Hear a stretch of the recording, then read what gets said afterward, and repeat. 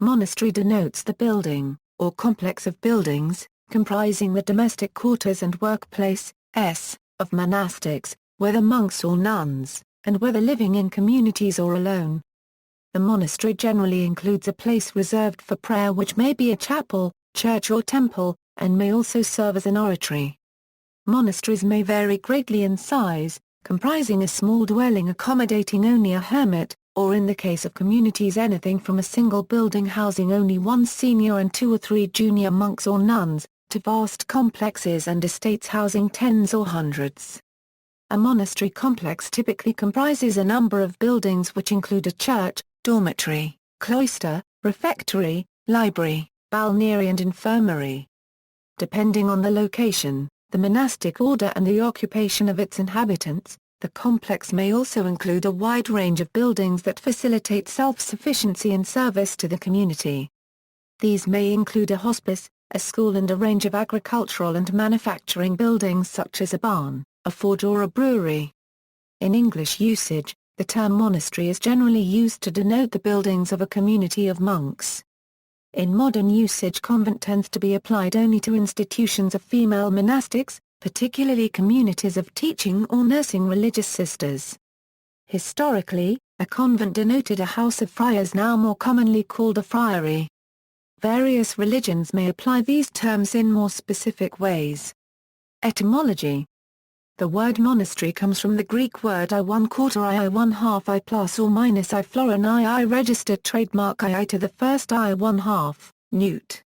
Of I1/4 I1/2 I plus or minus I florin I registered trademark I to the first I monasterios from I1/4 I1/2 I paragraph I micron I to the first I1/2 minazane to live alone from the root I1/4 I1/2 I monos alone. The suffix terion denotes a place for doing something. The earliest extant use of the term monasterion is by the 1st century AD Jewish philosopher Philo on the contemplative life, ch. 3. In England, the word monastery was also applied to the habitation of a bishop and the cathedral clergy who lived apart from the lay community. Most cathedrals were not monasteries, and were served by canons secular, which were communal but not monastic. However, some were run by monastic orders, such as York Minster. Westminster Abbey was for a short time a cathedral, and was a Benedictine monastery until the Reformation, and its chapter preserves elements of the Benedictine tradition. See the entry Cathedral. They are also to be distinguished from collegiate churches, such as St. George's Chapel, Windsor. Terms. In most of this article, the term monastery is used generically to refer to any of a number of types of religious community. In the Roman Catholic religion and to some extent in certain other branches of Christianity, there is a somewhat more specific definition of the term and many related terms.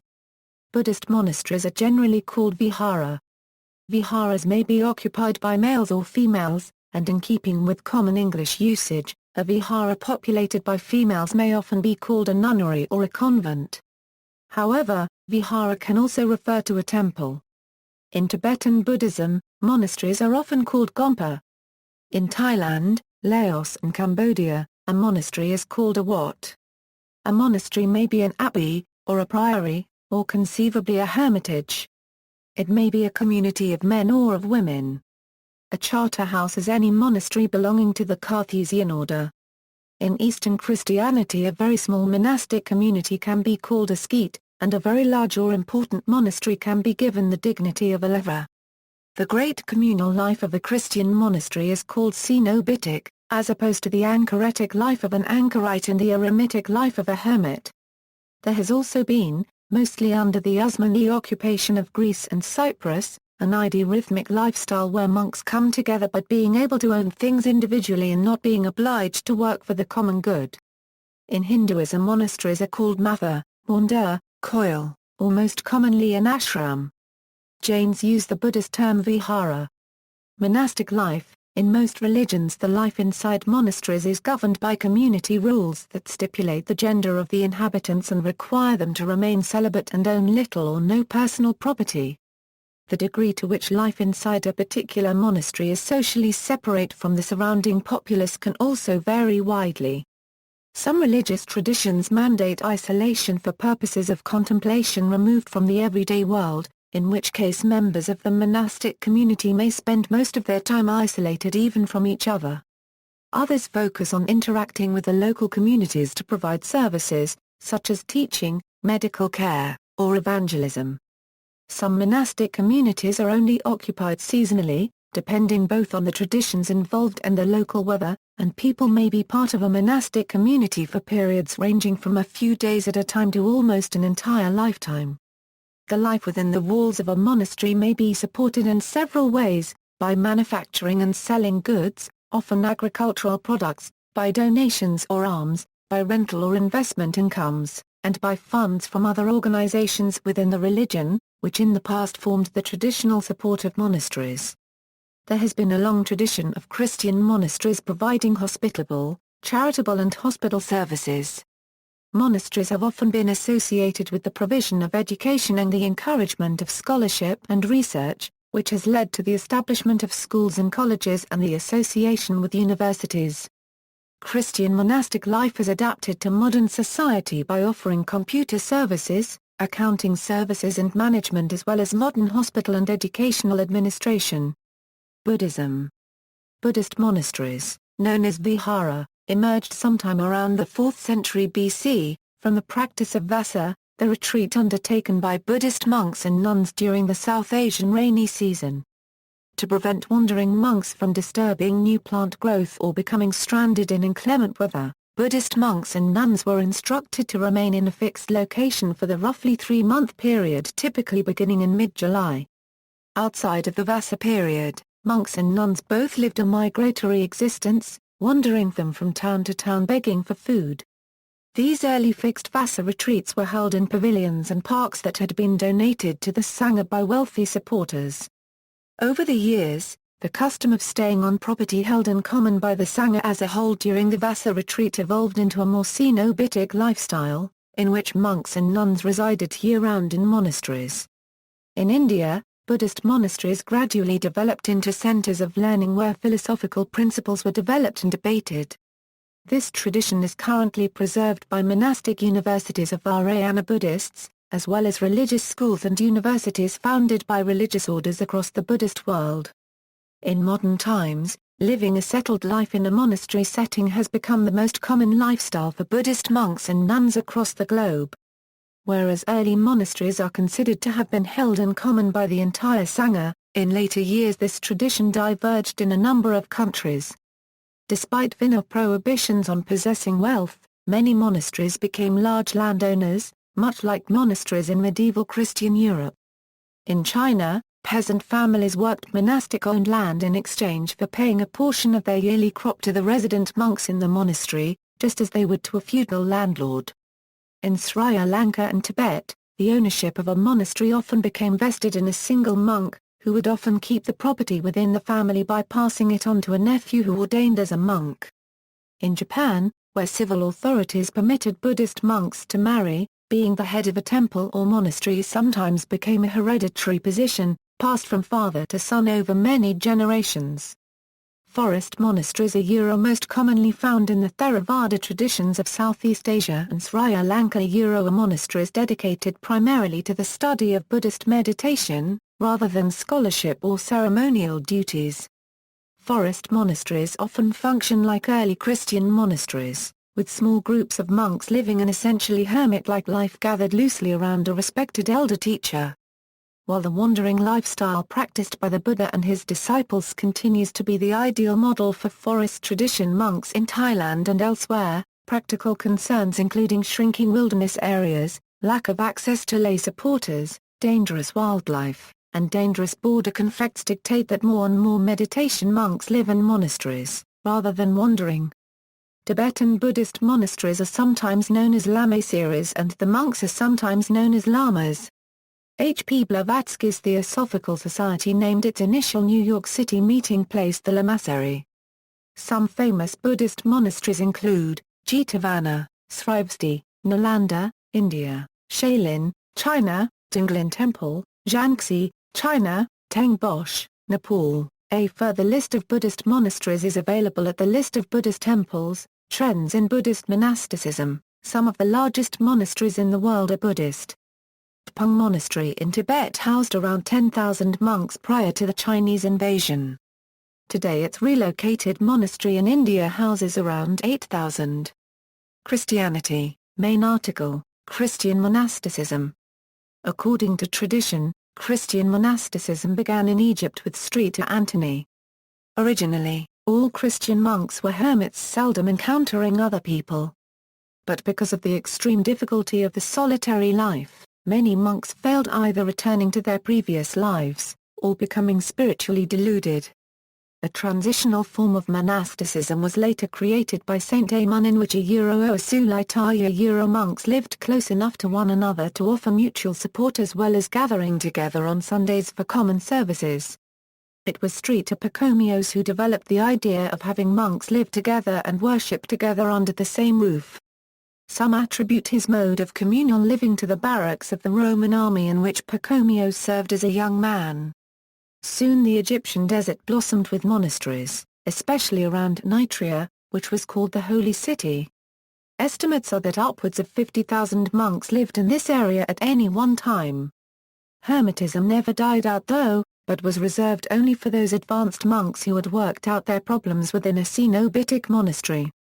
The idea caught on, and other places followed. Upon his return from the Council of Sardica, Saint Athanasius established the first Christian monastery in Europe circa 344 near modern-day Chirpan in Bulgaria.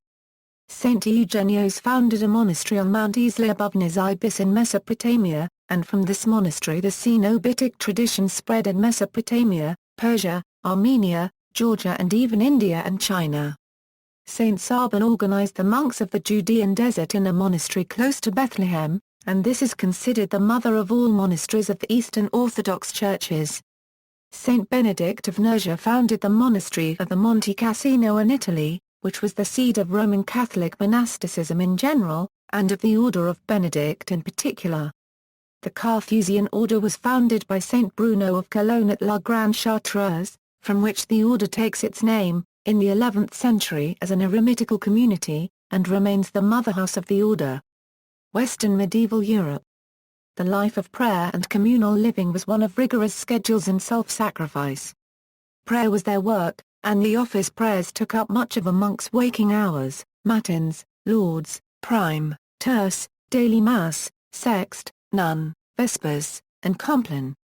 In between prayers, monks were allowed to sit in the cloister and work on their projects of writing, copying, or decorating books. These would have been assigned based on a monk's abilities and interests. The non-scholastic types were assigned to physical labor of varying degrees.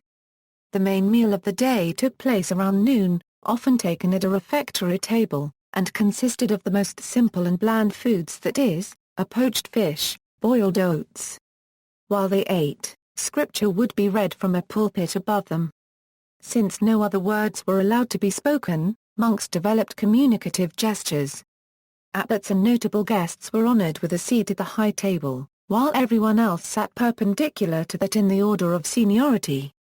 This practice remained when some monasteries became universities after the first millennium, and can still be seen at Oxford University and Cambridge University. Monasteries were important contributors to the surrounding community. They were centers of intellectual progression and education. They welcomed aspiring priests to come study and learn, allowing them even to challenge doctrine in dialogue with superiors. The earliest forms of musical notation are attributed to a monk named Nutka of St. Paul, and was spread to musicians throughout Europe by way of the interconnected monasteries. Since monasteries offered respite for weary pilgrim travelers, monks were obligated also to care for their injuries or emotional needs. Over time, lay people started to make pilgrimages to monasteries instead of just using them as a stopover.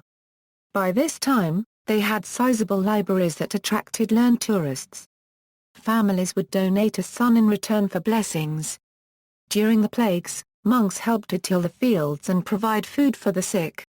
A warming house is a common part of a medieval monastery, where monks went to warm themselves.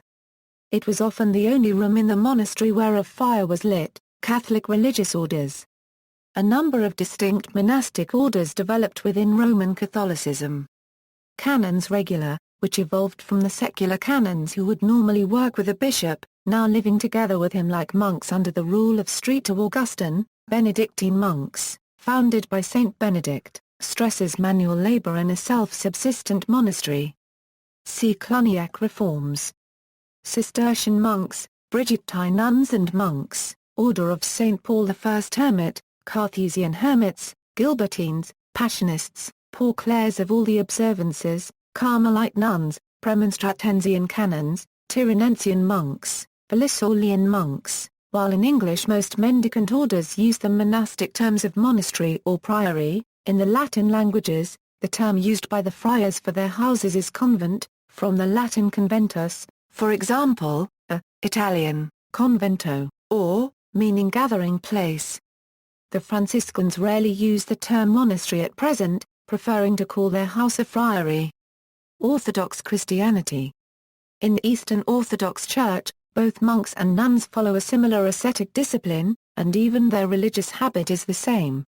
Unlike Roman Catholic monasticism, the Orthodox do not have separate religious orders, but a single monastic form throughout the Orthodox Church. Monastics, male or female, live away from the world, in order to pray for the world. Monasteries vary from the very large to the very small. There are three types of monastic houses in the Orthodox Church. A cenobium is a monastic community where monks live together, work together, and pray together, following the directions of an abbot and the elder monks. The concept of the cenobitic life is that when many men live together in a monastic context, like rocks with sharp edges, their sharpness becomes worn away and they become smooth and polished.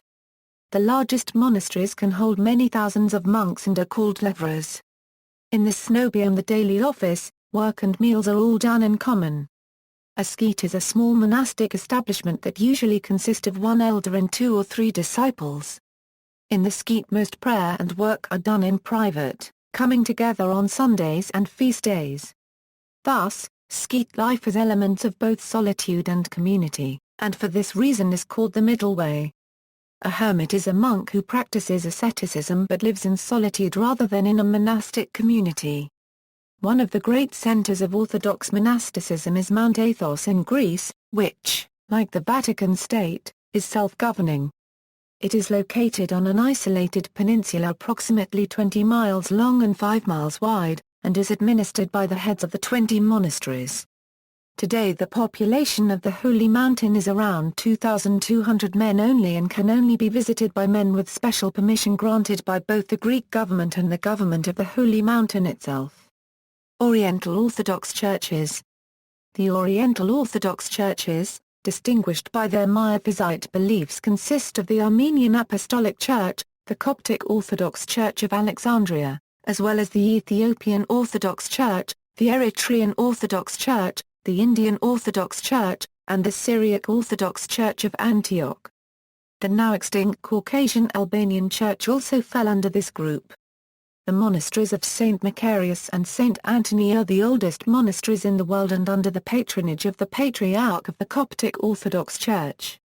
Other Christian communities. The last years of the 18th century marked in the Christian Church the beginnings of growth of monasticism among Protestant denominations. The centrus of this movement was in the United States and Canada, beginning with the Shaker Church, which was founded in England and then moved to the United States. In the 19th century many of these monastic societies were founded as utopian communities based on the monastic model in many cases. Aside from the Shakers, there were the Amana, the Anabaptists al. Many did allow marriage but most had a policy of celibacy and communal life in which members shared all things communally and disavowed personal ownership. In the 19th century monasticism was revived in the Church of England, leading to the foundation of such institutions as the House of the Resurrection, Muirfield, Nasdam Abbey, Cleve Priory and Ewell Monastery, Benedictine Orders, Franciscan Orders and the Orders of the Holy Cross, Order of St. Helena. Other Protestant Christian denominations also engage in monasticism, particularly Lutherans in Europe and North America. For example, The Benedictine Order of the Holy Cross at St. Augustine's House in Michigan is a Lutheran order of monks, and there are Lutheran religious communities in Sweden and Germany. In the 1960s, experimental monastic groups were formed in which both men and women were members of the same house and also were permitted to be married and have children. These were operated on a communal form. The Jewish kibbutz is a form of monasticism operating on a communal basis. Trends in Christian monasticism. The number of dedicated monastics in any religion has waxed and waned due to many factors. There have been Christian monasteries such as the Carpathian Caves that used to shelter upwards of 5,000 monks, or Star Panteleimons Monastery on the Mount Athos in Greece, which has held up to 3,000 monks. Today those numbers have dwindled and the entire population of the Holy Mountain may be 2,000. Some Orthodox monastic leaders that are critical of monasteries that are too large, arguing that they become institutions and lose the intensity of spiritual training that can better be achieved when an elder has only 2 or 3 disciples. On the Mount Athos there are areas such as the Skeet of Star Anne, which could be considered as monastic entities but are small skeets, who come together in one church for services. There is a growing Christian neo-monasticism, particularly among evangelical Christians. Established upon at least some of the customary monastic principles, they have attracted many who seek to live in relationship with other, or who seek to live in an intentionally focused lifestyle, such as a focus upon simplicity or pacifism. Some include rites, novitiate periods in which a newly interested person can test out living and sharing of resources, while others are more pragmatic, providing a sense of family in addition to a place to live in. Hinduism. From the times of the Vedas, people following monastic ways of life have been in existence in the Indian subcontinent. In what is now called Hinduism, monks have existed for a long time, and with them, their respective monasteries, called mathas. Most famous among them are the Chaturambaya mathas established by Adi Shankara, which formed the nodal centers under whose guidance the ancient order of Vedantic monks were reorganized under 10 names. Dashanami Sampradaya, Ashtamatha of Adupai, founded by Madhvacharya Adwai the philosopher. Sufism. Islam prohibits monasticism, which is referred to in the Quran as an invention. However, the term Sufi is applied to Muslim mystics who, as a means of achieving union with Allah, adopted ascetic practices including wearing a garment made of coarse wool called SF. The term Sufism comes from SF, meaning the person who wears SF. But in the course of time, Sufi has come to designate all Muslim believers in mystic union. In the roots of Sufi philosophy there are influences of Neoplatonist and other philosophies. Many of the practices of Orthodox Christian hermits and desert dwellers were imitated in Sufism's growth in the center of the former Christian lands of the Middle East. Ascetic practices within the Sufi philosophy were also associated with Buddhism. The notion of purification plays an important role in Buddhism. The same idea shows itself in the belief of fana in Sufi philosophy. See also. References. External links: Sumila Monastery, public domain photographs and texts, and information regarding medieval monasteries. Monastery, Italy.